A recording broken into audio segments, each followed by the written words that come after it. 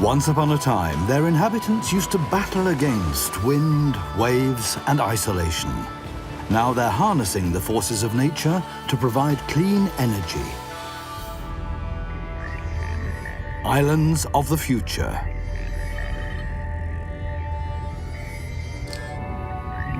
Role models for the whole world.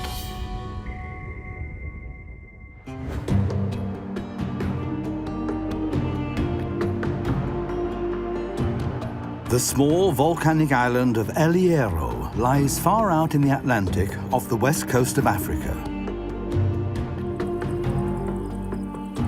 For ages, the island wasn't to be found on any map, until geographers set the zero meridian here in the 14th century.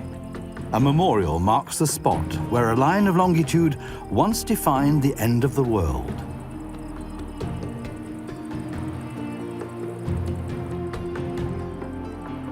After that, little was heard of this southwesterly outpost of Europe.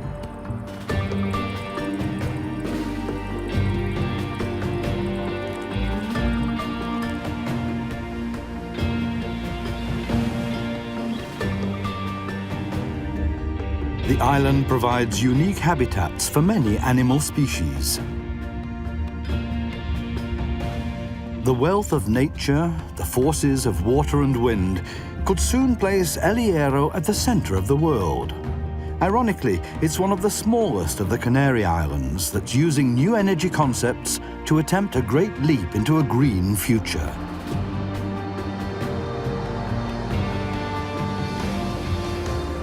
But how's that going to work?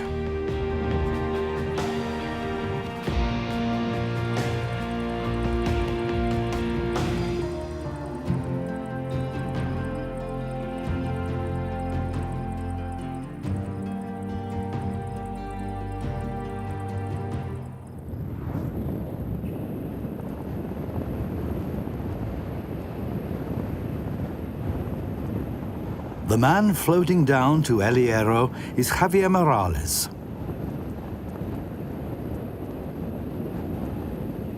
He was born in 1959 on the neighboring island of Tenerife, but spent most of his childhood on El Hierro. The unspoiled nature of the island has shaped his life.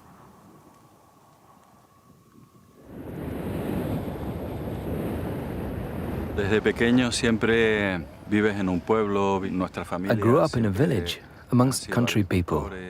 Nearly all the families went fishing. That gives you a feeling for the sea and teaches you when it's worth going out fishing and when a storm is due, and whether it's going to rain or not.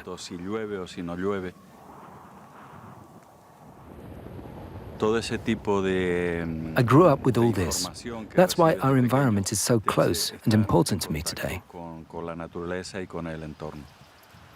Javier Morales left El Hierro in the 1980s to learn more about agriculture on the Spanish mainland. He returned as an agricultural engineer, and in 1995 became a consultant to the government of El Hierro. His ideas were completely new to the sleepy island. I started to develop ecologically sound criteria for agricultural production on El Hierro and for sustainable fishing as well, for energy provision as a whole, and for supplying drinking water.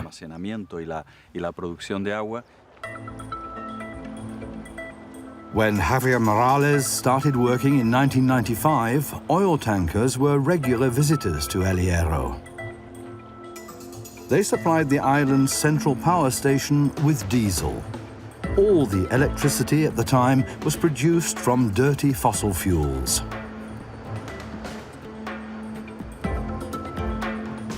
Javier Morales set out to get rid of the oil tankers and produce all the electricity for the island's 10,000 inhabitants using renewable, environmentally friendly energies.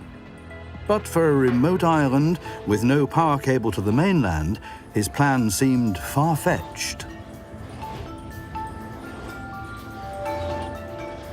He had to fight for 20 years to see his dream become reality.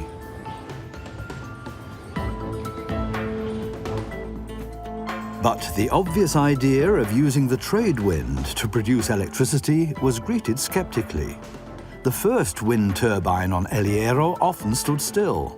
It had been erected before the new consultant had started work. For Javier Morales, a wind turbine that's not turning shows that the energy transition is not going to work without good planning. Los dos primeros aerogeneradores que se instalaron aquí en la isla. This is one of the two wind turbines installed at the time. One was operated by the island's power provider, the other by the administration. At first, it was just for the street lighting. They wanted to switch to wind power to save money. La posibilidad de ahorrarse un dinero importante, sobre todo del alumbrado público.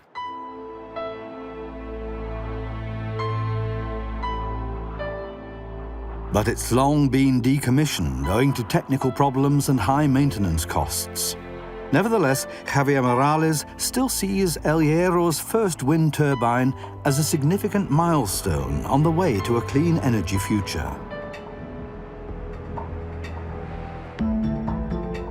He already had a vision of what modern wind turbines could do for the island. Because El Hierro has wind enough. But wind power does have drawbacks. On windless days, the power network is under-provided. And when the wind is too strong, the electricity grid can overheat. Javier Morales set about finding a solution to these problems.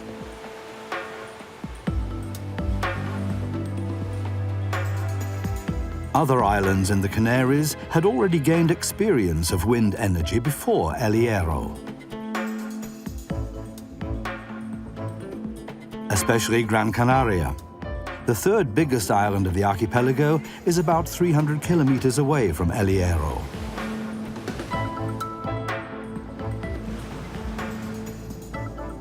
Away from its famous beaches, this tourist island has another face to show.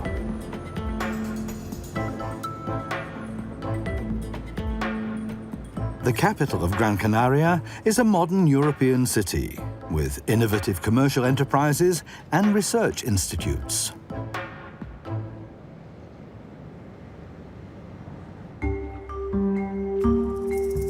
Gran Canaria is the location of the Technological Institute of the Canary Islands. Here, commissioned by the government, they're working on wind energy and on solar technology.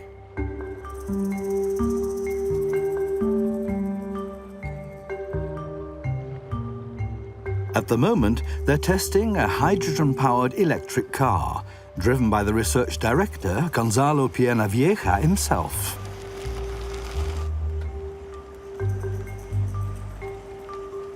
The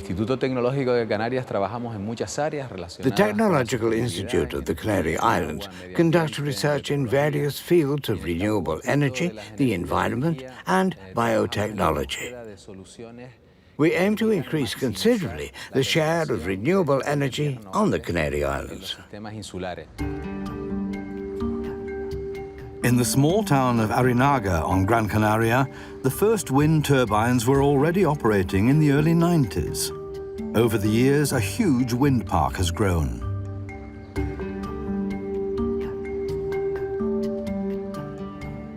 Well away from the flow of tourists, the local people have not only got used to the site, but are proud to offer something other than sun and sand.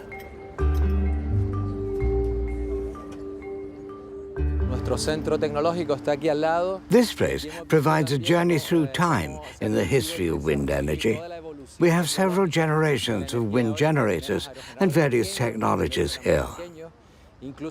The first wind turbines were still quite small, but we also have the biggest in all of Spain here.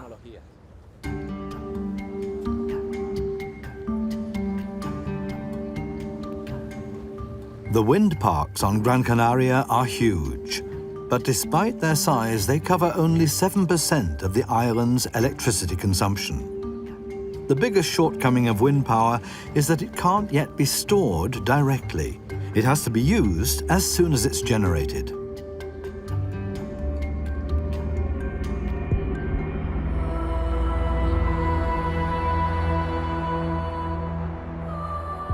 Unlike Gran Canaria, El Hierro missed out on exploiting the powerful trade winds for a long time. The inhabitants of the small volcanic island had other, more urgent worries. El Hierro is bone dry, doesn't have any sources of fresh water of its own, and suffers from chronic water shortage.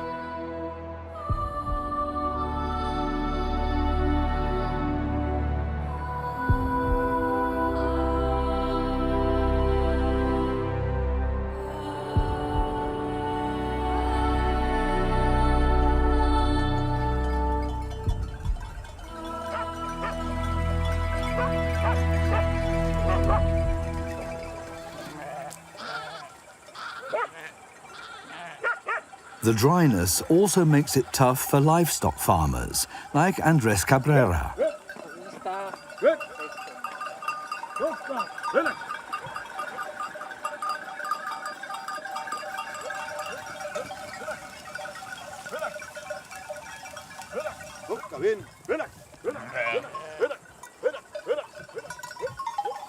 Periods of severe drought have forced the inhabitants to leave their island home at various times over the centuries. Global warming could aggravate the situation still further. It's only since the 1960s that the Canary Islands have had desalination plants, turning seawater into drinking water for people and animals. The inhabitants of El Hierro still lead a drip-feed existence. Water is life. That's no secret. Without water, there'd be neither land nor pasture. Thanks to the water, we can tend our sheep. Without water, they wouldn't be here. Water is the most important thing of all.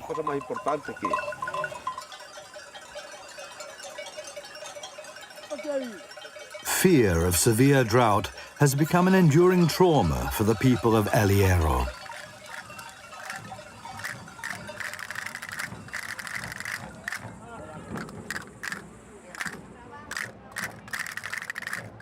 The festive parade of the shepherds is dedicated to water.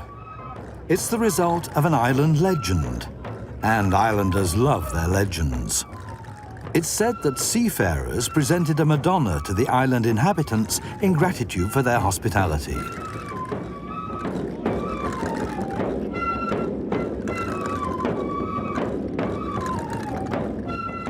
Miracles are ascribed to the revered figure in its wooden case.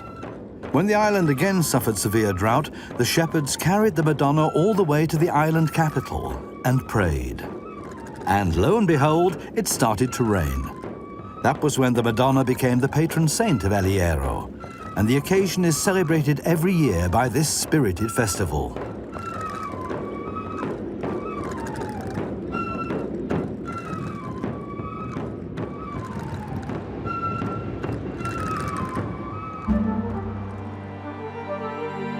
At the end of the 1990s, the traditions and myths of El Hierro provided inspiration for Javier Morales. He was occupied with the question of how wind energy could be stored, and he came across one of the island's favorite legends. And it was this that set him on the way to finding new technical solutions.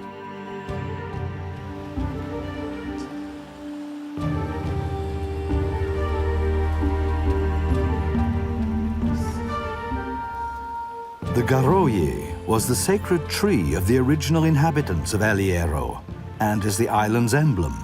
The actual miraculous tree no longer exists, but an impressive laurel tree still recalls the legend.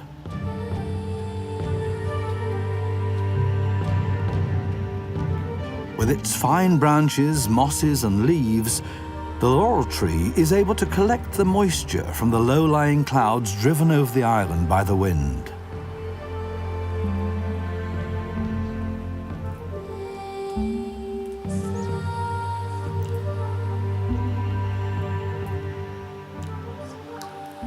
Legend has it that a huge water reservoir had formed beneath the tree, large enough, it's said, to supply all the inhabitants of El Hierro with vital drinking water. The legend of how one pool was able to supply the whole island caught the engineer's imagination. Javier Morales wondered whether perhaps wind and water could be harnessed together to provide power, and started to sketch out some ideas. The project had to produce electricity for the whole island, but it needed to be able to store the electricity to create a stable running system. We could try to do that with water that we collected higher up. For an island, it's as important to provide your own energy as it is water, for the population and for agriculture. Tanto para la población como para la agricultura.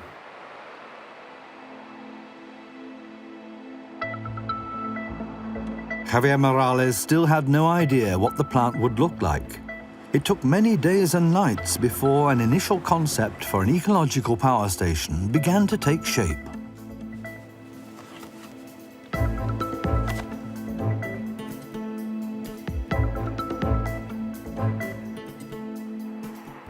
First, it was to be a wind park. When the rotors turned, there would be enough energy to pump seawater through a desalination unit and up into a highland reservoir. Then, when there was no wind, the stored water could be released to produce power in a hydroelectric station.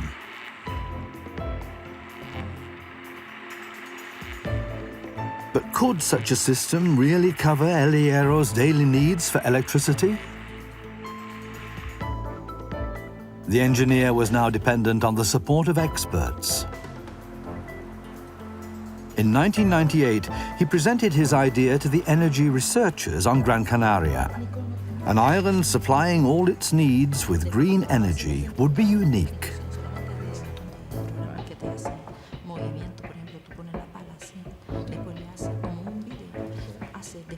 Could Javier Morales' plan convince the experts?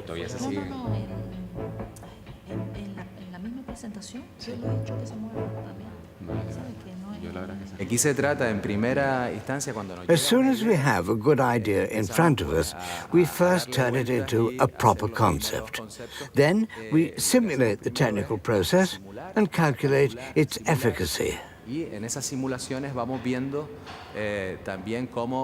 Our task at the Technological Institute is to work out various alternatives to arrive finally at the optimum solution, both technically and in terms of cost.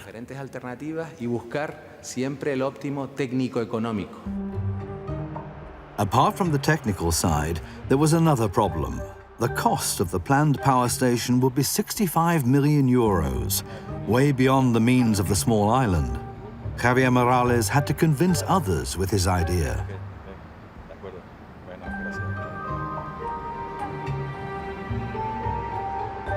Oddly enough, in the search for investors, it was the operator of the diesel power station who proved cooperative. The energy enterprise was also interested in an alternative to expensive oil imports. A first ray of hope for the man with a vision, Javier Morales. Si vamos a un modelo de energías limpias, puede haber decenas y decenas de pequeñas y If we once had clean energy here, that could attract many small and medium-sized companies. That would bring investment to the island and create jobs and technical innovations. So money circulates on the island and creates many new opportunities. That means if we succeeded in creating a sustainable system, we would benefit both the people and the environment. We had the choice. Either we decided in favor of the environment and investment, or we continued damaging our environment and did without progress. When news of the great plans reached the public, the response was initially skeptical, with good reason. A few years earlier, there had been another major construction project. The new harbour was intended to attract cruise liners, but it's usually just the diesel tanker that docks here. El Hierro is not a suitable island for mass tourism. Small, secluded bathing beaches are largely used by locals. There are no long white beaches on El Hierro. Unspoiled nature has its own attractions.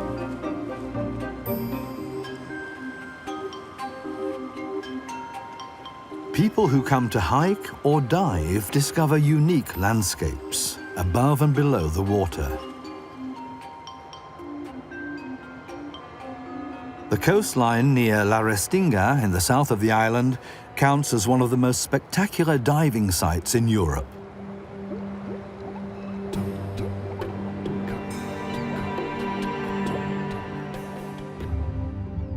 Underwater too, the volcanoes have created a wealth of diverse habitats.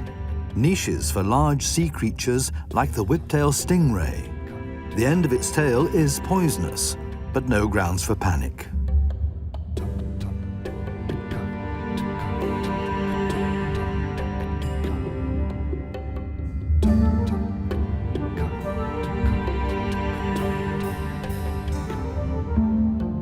Garden eels form colonies of thousands.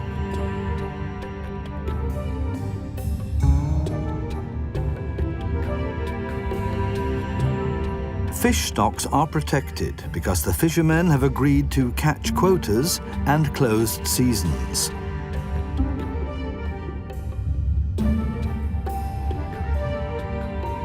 The star attraction of any dive is the whale shark. El Hierro is one of the few places in the world where you can find them.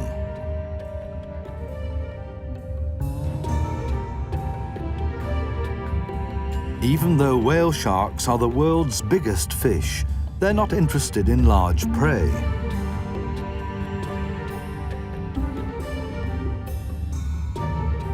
They'd rather eat plankton than divers.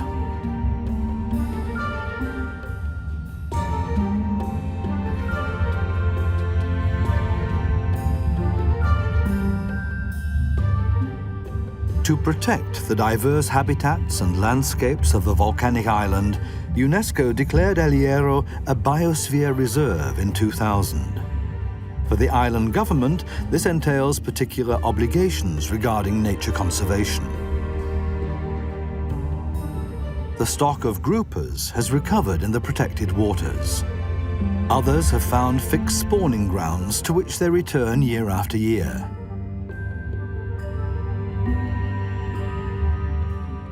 Even the mighty manta rays, with a wingspan of up to 7 meters, pose majestically for the divers' cameras.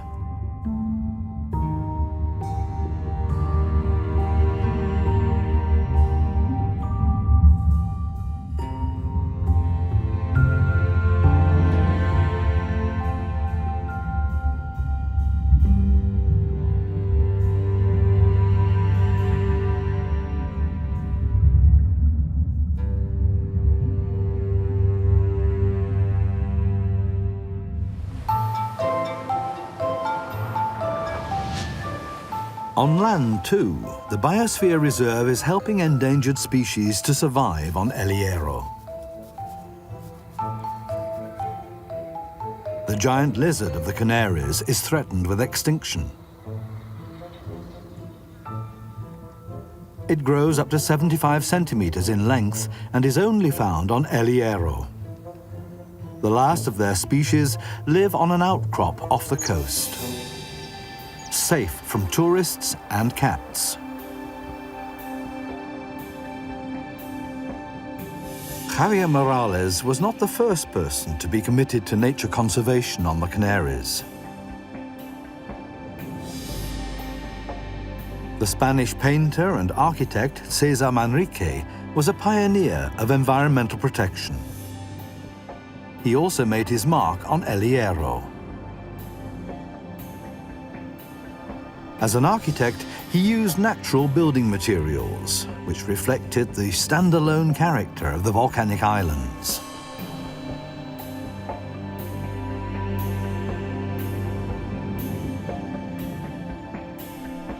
La Peña is now a restaurant. What links Javier Morales and the eco-architect Manrique is their philosophy, not against nature, but with it.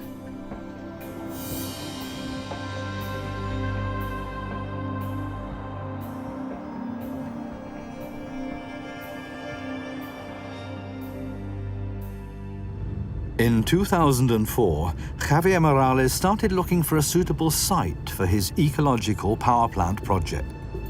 But he still hadn't found the funding to realize his plans. There are more than 1,000 dormant and extinct volcanoes on El Hierro. Farmers use some of these fertile craters for growing grapes and vegetables. Could he perhaps use a crater, if it was big enough, for storing water?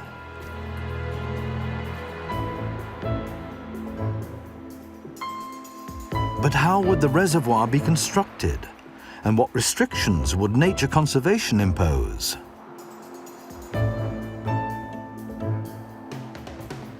Question after question.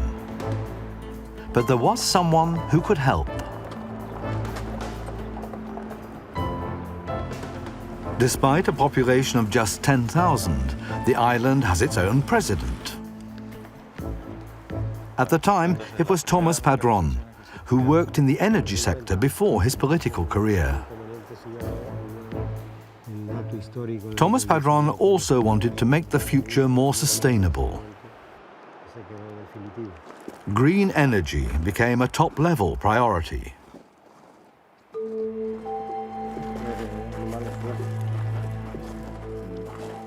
The two engineers set about finding the location for the new power station that would combine wind and water power.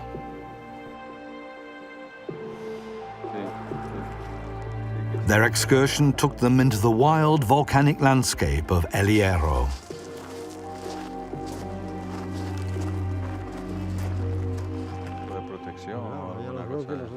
Los parámetros que realmente permitieron hacer. There were clear criteria the site had to meet.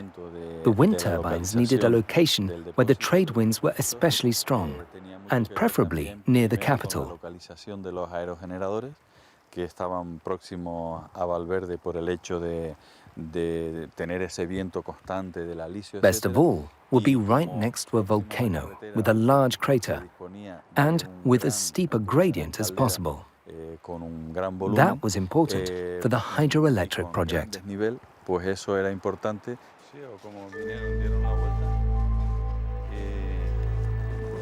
Javier Morales and Thomas Padron were confident this landscape could offer them exactly what they needed for their power plant.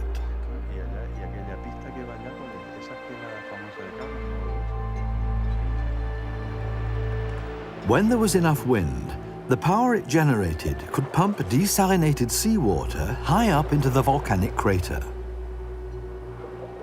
When there was no wind, the stored water could be released to produce more energy in a hydroelectric power station below.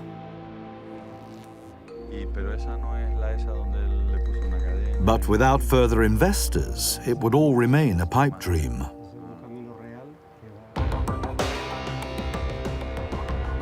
Then suddenly the project received indirect backing from an unexpected source, the oil companies.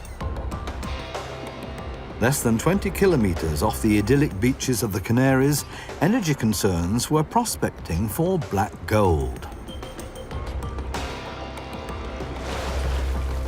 The test drillings approved by the Spanish government stoked fears of an environmental disaster. The oil rigs were serviced in the port of Las Palmas on Gran Canaria before being deployed at sea.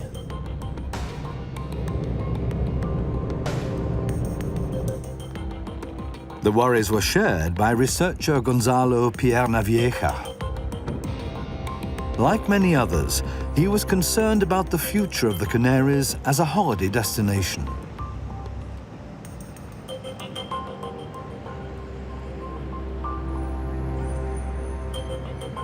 Bueno, el debate alrededor del petróleo es un tema muy candente y de mucha actualidad en estos últimos tiempos. The crude oil debate stirred up emotions on the Canary Islands.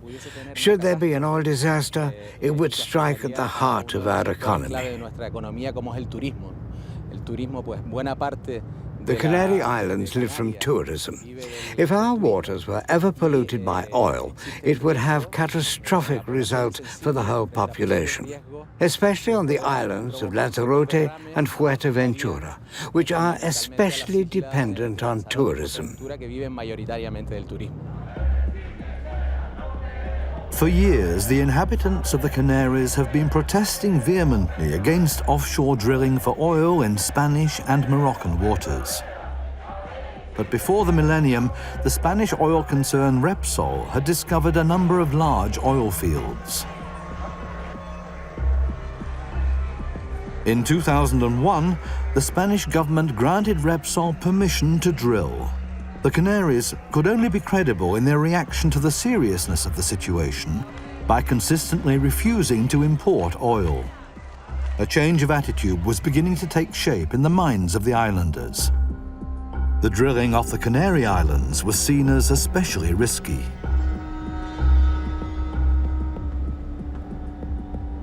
Immense forces could build up under the surface of the water.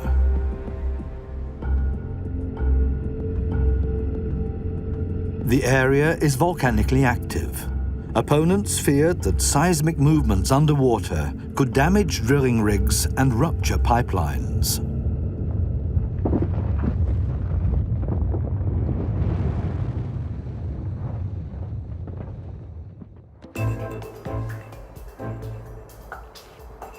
More and more people started calling for an energy turnaround. The researchers from the Technological Institute gained support from all sides. The construction of an innovative power station on El Hierro could provide the initial spark. Once the planned green power station had proved itself in simulation trials, Research Director Gonzalo Piernavieja was ready to risk the next step. We realized full well that the wind-water power plant on El Hierro was a springboard for transforming all our islands into an ideal laboratory for new sustainable energy.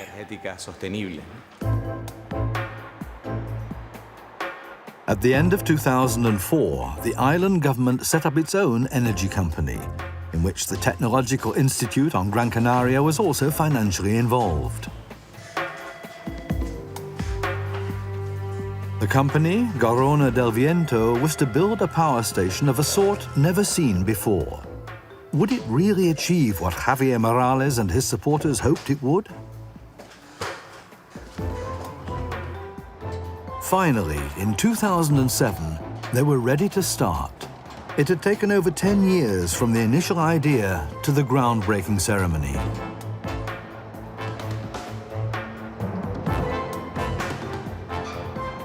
The first phase of the project began with the erection of 5 wind turbines.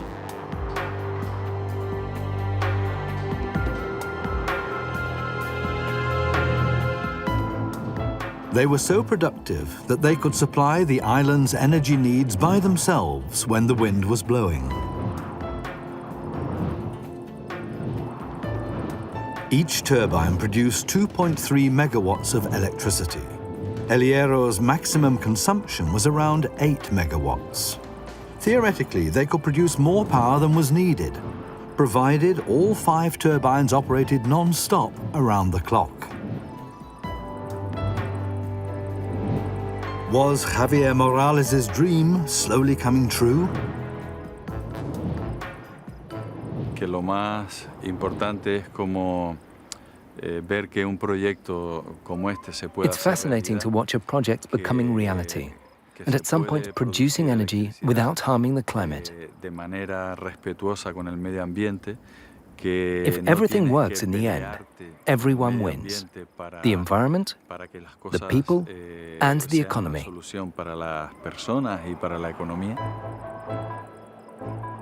The advantage for the economy wind energy is far cheaper than imported diesel. The island government therefore took a 60% share in the new power plant and would in future earn money from green energy. The advantage for the environment: if the power station really produced green energy around the clock, the atmosphere would be saved around 19,000 tons of carbon dioxide every year.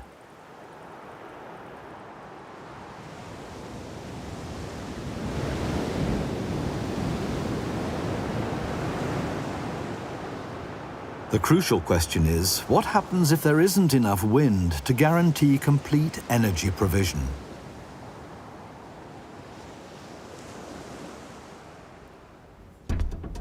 Gonzalo Pienavieja knew that the wind energy had to be stored.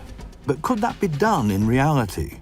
Could wind energy be stored in the form of water reservoirs in volcano craters? Volcanic rock is porous. Without special preparation, the water pumped up from below would simply seep away in the reservoir. The idea was to prevent that with a huge pond liner.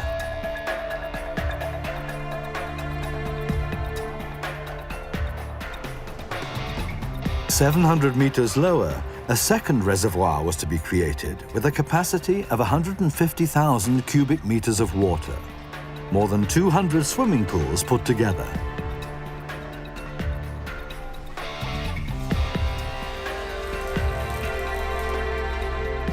But the construction work was anything but easy. Some of the pipes couldn't be laid above ground as planned, but had to be laid inside the mountain. The costs soared by a further 20 million euros. Building work stalled.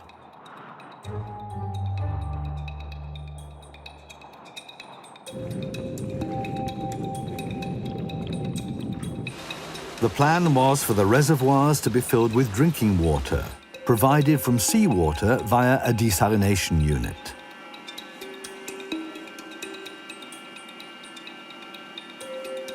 Providing drinking water alone was consuming 45% of the island's electricity.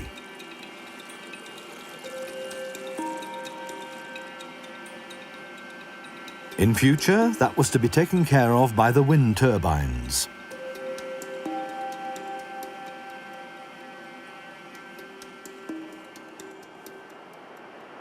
Before that could happen, the desalination plant had to be coupled with the power station. And that was a time-consuming job in itself. But it was not just a question of clean electricity. The 6,000 or so vehicles on the island also consume diesel and petrol and pollute the atmosphere.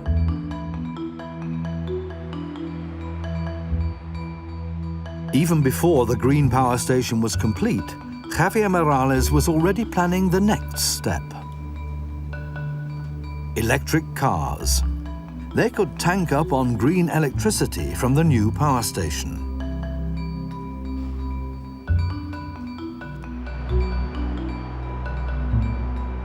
The automobile manufacturer Renault was ready to provide some test vehicles.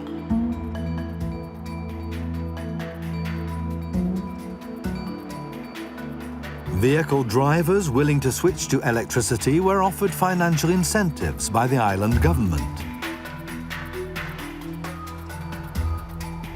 No exhaust fumes and no noise, a completely new driving experience.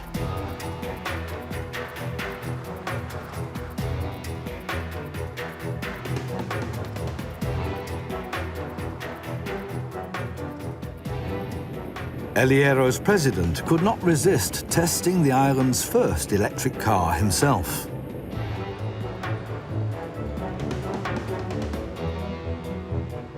El Cabildo del Hierro apostó por el coche eléctrico y dentro The de la island promoción, government al decided llegar that a the la isla, president el primer would personally hablar de demonstrate the first electric car and drum up publicity for us. hacer la promoción.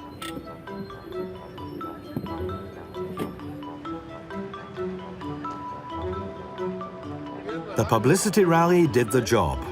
The car fans of the island were surprised and curious. Up to now, the streets of the island have been dominated more by four-wheel drives and tractors. The president was confident that the colorful motor show in the center of the small capital would be a big mind changer.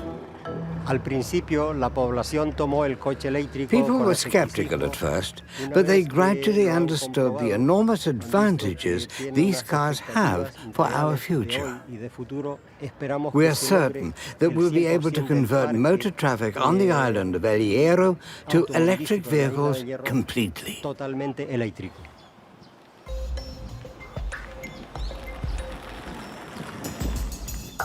For charging the batteries during journeys, 4 electric charge points were set up, though there's usually only one working at a time. The rental charge for the batteries is over €50 a month, which is by no means cheap for most islanders' pockets. The sobering result, just 9 electric cars were to be found on El Hierro. The island president, the chief supporter of Javier Morales, retired in 2011. But Javier Morales did not lose heart. He pressed on with his project. But at the next elections, he too lost his influential position. The project, though, had long since stopped being dependent on the fate of individual figures. He'd repeatedly had serious setbacks over the years. But this visionary never gave up hope that one day El Hierro would be able to do without fossil energies completely. His vision of a future dependent on sun, wind, and water slowly spread throughout the whole island and had its effect.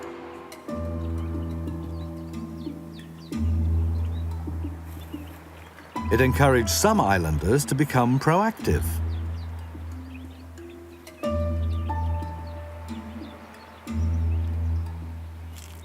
Using solar panels to heat water for showers and baths. That saves electricity costs. One central power station combining wind and water power could in future mean savings for all the islanders.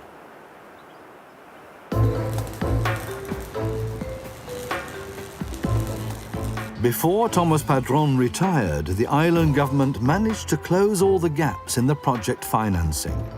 The pipes could now be installed through the middle of the mountain to link the upper reservoir with the lower one. Finally, the control center of the power station was completed.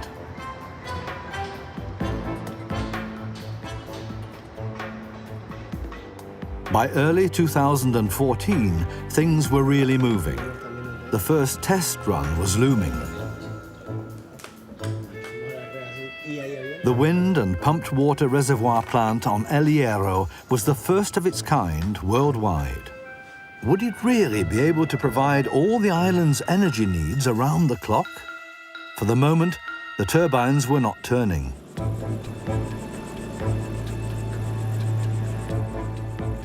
But Gonzalo Piernavieja had every confidence that the calculations of the Technological Institute would prove correct.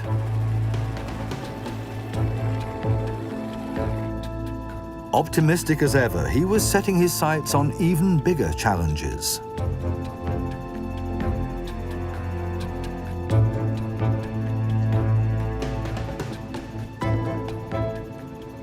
As the El Hierro plant neared completion, he was looking for new possibilities of combining wind and water power on Gran Canaria. Dams could make it possible to store wind energy, to supplement the wind parks that were already there.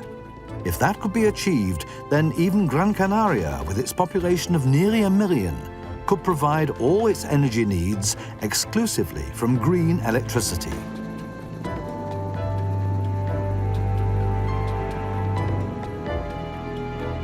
The research director sees it as just a matter of time.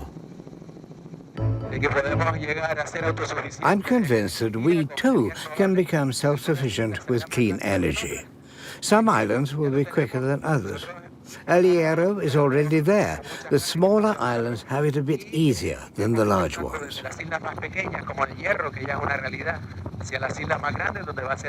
By 2040 or 2050 at the latest, the whole archipelago of all the Canary Islands will have achieved it.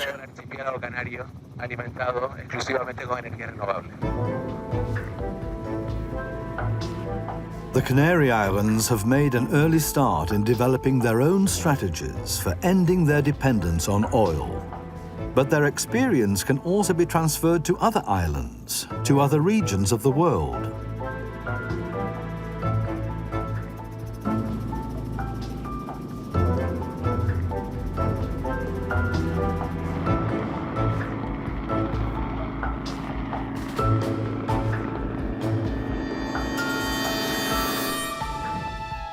Spring 2014. The wind turbines on El Hierro are in the testing phase. If they produce more electricity than all the households and businesses on the island consume, they'll be able to operate the desalination plant and the pumps for the reservoirs. The moment of truth. Will the forecasts prove accurate? And how? The wind energy proves sufficient to drive the desalination plant and the pumps. For the first time, the upper reservoir fills with drinking water.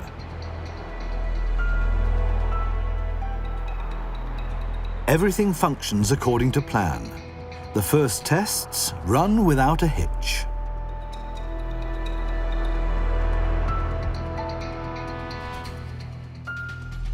Then comes phase 2. When there's no wind, not enough energy is produced to supply the island with electricity. Now it's the turn of the reservoir.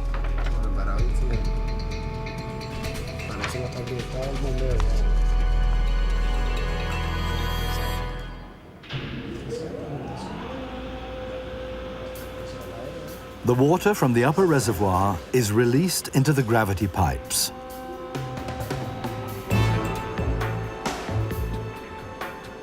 On its way to the lower basin, the water passes through 4 turbines.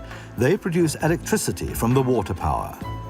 This bridges the energy gap when there's too little wind. Each of the 4 turbines has a capacity of 2.8 megawatts. The first trial run is a success. 60% of the target performance has been achieved at first go. On the 27th of June 2014, the power station on El Hierro is officially inaugurated, after over 20 years of planning and 5 years of construction. It's a dream come true for the project's initiator. Bueno, es importante que un proyecto como este que ha llevado. The most important thing now is not to rest on our laurels. We have to carry on working to ensure that this project, which has been 20 years in the making, brings benefits to all the people on the island. Es importante seguir trabajando y avanzando para que esta realidad beneficie a todas las personas. In addition, we should share our expertise and experience with other communities. Donde podamos intercambiar conocimientos y experiencias.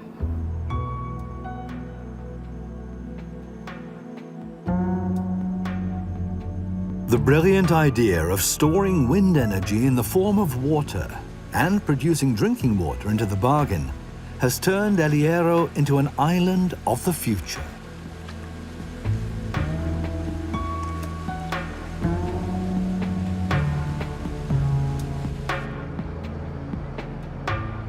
The diesel-fired power station is now only used as a safety standby and will soon be history.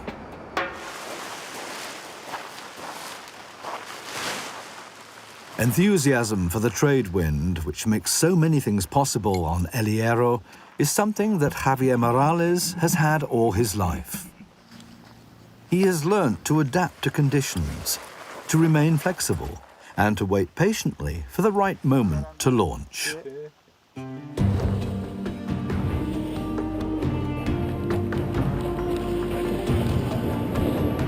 His commitment to the environment goes further. Since 2011, Javier Morales has represented El Hierro as a deputy in the regional parliament of the Canary Islands. His driving force to show oil the red card and to promote climate protection is undiminished. Hace 15 años, el futuro de In the past, we imagined the future of power generation and of oil very differently. En aquel momento, pues cuando se apostó por una central como Gorona, era una The decision in favor of a firme y green power decidida plant like por Gorona del Viento has given the future a new direction. When you work on something like that, you get fresh stimulus and gain valuable experience. I believe it's right to push forward in this direction. Apostando y trabajando en esa buena dirección.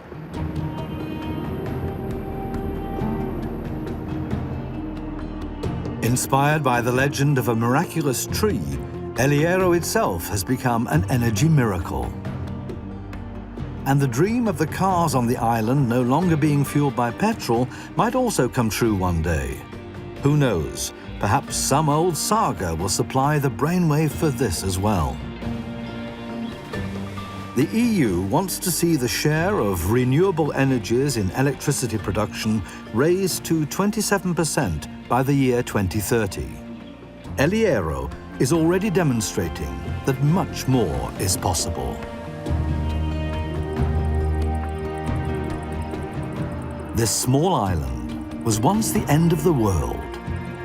Now El Hierro is the beginning of our future.